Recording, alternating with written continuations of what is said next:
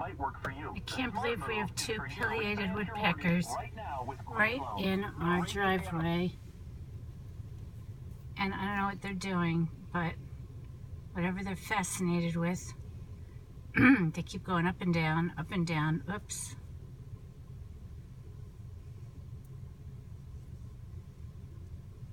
We never even see one, and now we're seeing two together. And it's obviously a male and a female. They're very different coloring. Well, hope they decide to live in this tree. That would be super cool. We're all set. Drive safely. In 400 feet, turn left. I can stop. Oh, look at them, how beautiful they are.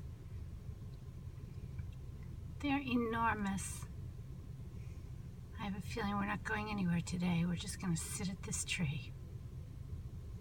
That's the female, I think.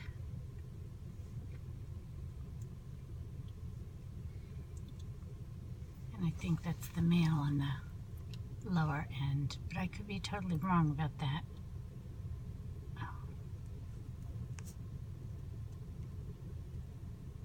And we pulled right into the driveway and they didn't budge.